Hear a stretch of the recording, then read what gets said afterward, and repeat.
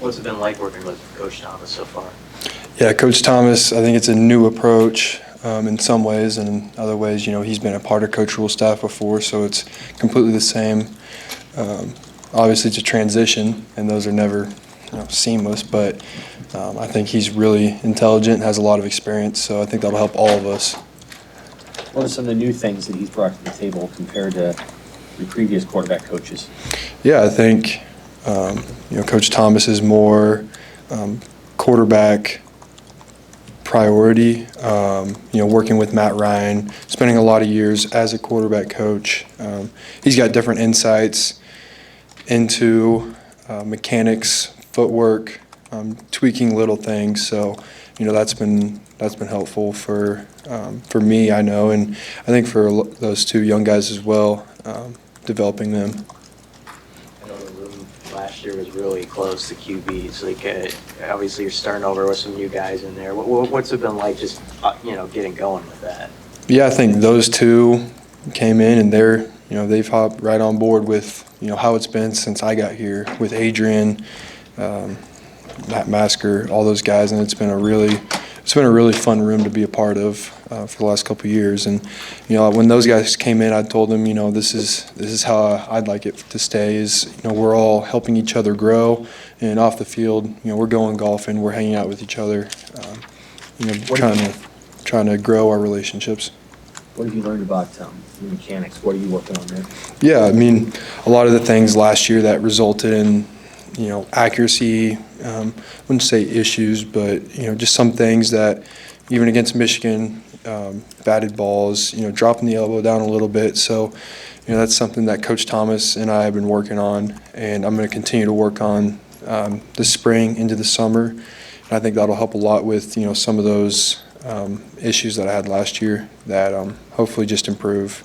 Sometimes when golfers retool their swing, it takes them a while to get the ball to go where they want. Is that what you're going through right now as you work through your mechanics throwing the thing? A little bit, yeah. And that's a funny analogy because I was talking to my godfather yesterday, and he was talking about that too, where I was saying it's funny, like I've been working this whole winter on fixing just like these little things, but then you get into the heat of battle and you go back to what you know. And so, when we go into 11 on 11 sometimes, I go back to some of those bad habits. And so a lot of that's just trying to get reps outside of 11 on 11 and being intentional of when I can in that live period of knowing this is what I need to work on. And so working on those things, that's a blessing being second year in this offense. Some of these plays I could run with my eyes closed, call them with 95,000 screaming. So that's a blessing. Physically, what have you learned just about playing the position at this level? The beating you maybe took last year and how that's maybe changed your approach with how you want to play going forward? Yeah, it hit Illinois last year, and I was starting to feel all those hits racking up. Just some little injuries that all of a sudden they blew up into bigger ones that resulted in me, not being at the top speed that I should be to have the explosive plays that I had earlier in the year. And, every now and then, I'd bust one out like Michigan State. But I think I wouldn't say that I want to change my style of play. I still want to be a physical downhill runner that punishes, but at the same time being smarter with my body, knowing when to be that runner and when maybe, if I get the first down, maybe just get out of bounds, don't take an unnecessary hit. So I think all of that experience from last year will carry over and have even more this year. What do you think of some of those receivers you're throwing to, Banks and Air being here? We've heard a lot of that to Demetrius Bell, too. Mm-hmm.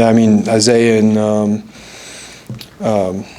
obviously D. Bell, he was here last year, second year in the offense. He's grown a lot. And then, the two older guys, those guys are really big, really fast, and, great ball skills. So it's hard to miss them, even with our offensive line. You can kind of see them just through the cracks, and that makes it easier on us, anticipating windows. And even, obviously jump balls with big guys like that are a lot easier. But, those guys bring a lot of experience as well, which helps our room, or our quarterback room, especially with, a younger room, but then also the wide receiver room. What's your perspective on the way that the coaching responsibilities shifted, having a new quarterbacks coach, having Sat, who is still a part of your conversations but isn't coaching your position? How do you feel like it can impact the offense? I think for us, it kind of feels like we just doubled the amount of coaching like that we have, because we still go to Coach Sat a lot. He's our offensive coordinator. He calls the plays. He's talking to us. But at the same time, we have Coach Thomas now, who's like another coach. And so, I mean, he is another coach. I mean, he's right there with us. But I wouldn't say like Sat's presence in our room has gone away at all just because he's gone to tight ends. He's still our offensive coordinator, and he still has a lot of input into what we do and how we do it. So I think having both those guys, and I mean, they both have so much experience, I think that helps us. What's it like being the old guy in the room, and how is that?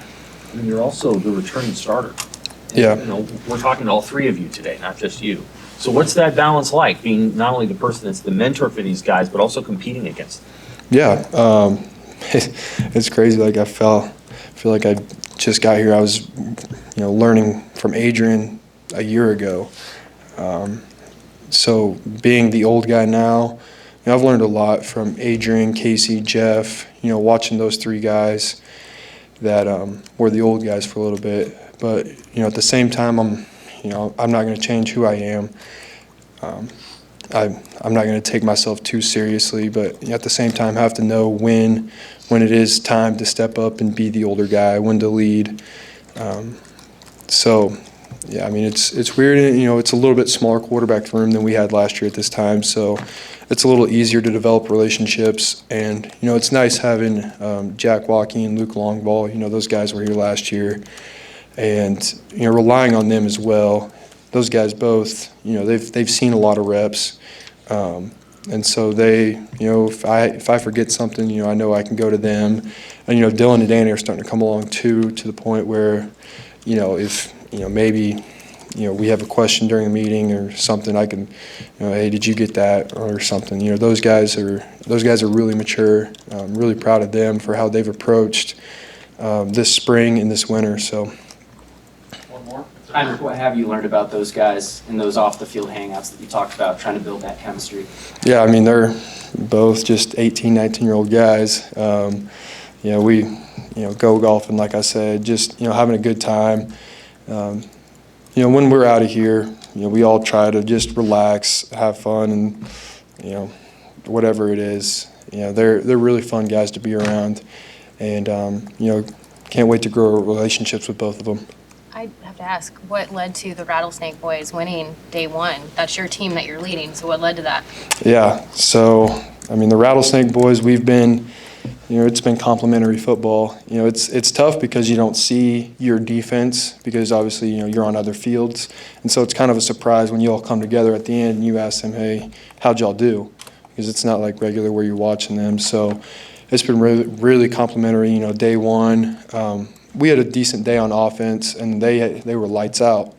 And then, I can't spoil the results for what happened Tuesday or today, but, it's just been back and forth, us lifting each other up. So I think hopefully that continues and Rattlesnake Boys can come out on top.